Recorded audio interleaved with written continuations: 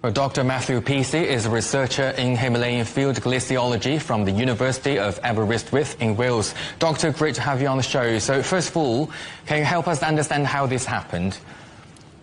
So glacier collapse is where you have a part of a glacier fall away, and it might take some sediment or bedrock with it, and then it forms what we call a complex hazard. So as it falls down the mountainside, it might pick up more material, might pick up water, and then the friction within that landslide can then melt the ice, can melt some of the frozen soil, and that makes it hypermobile, leading to these very rapid styles of hazards that can move down valley very, very quickly.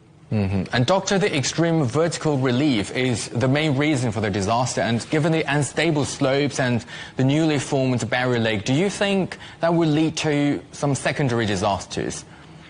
I think there's definitely possibility for secondary disaster. It needs to be monitored very carefully from on the ground, but also from satellite products, as they're very dynamic systems and they're constantly evolving in terms of hours, minutes, days.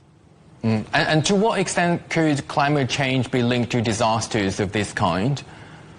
I think it's clear that climate change definitely has a massive impact in our high-altitude regions globally. We're seeing reduction in glacier mass, we're seeing melting of the permafrost, destabilising cliffs. So there's definitely an impact from climate change in potentially increasing the magnitude and frequency of some of these disasters. And what do you think we should watch out for in the next 24 or 48 hours, do you think? So in the next 24 or 48 hours, I can't particularly say what particularly to look for, but I think monitoring is key from both satellite products and on-the-ground monitoring. Works done by the rescue services and international bodies like ICIMOD are key in kind of seeing how this is going to pan out and learning from it.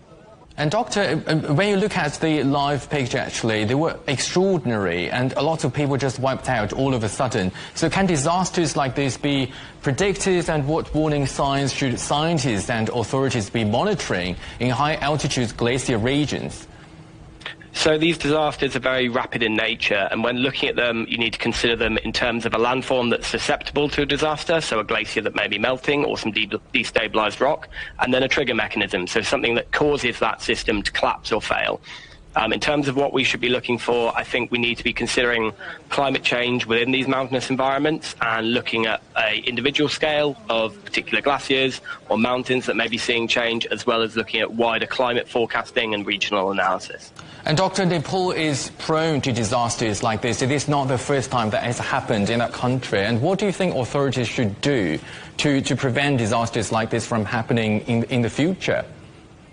I think prevention is quite a difficult thing to do. I think the best we can do, and Nepal and other countries in the Hindu Kush Himalaya do very well, is monitoring of these systems and looking to better understand them. And by understanding the processes of what's occurring, we can then learn from these disasters and look to move forwards as to where we can potentially seek to mitigate them in the future.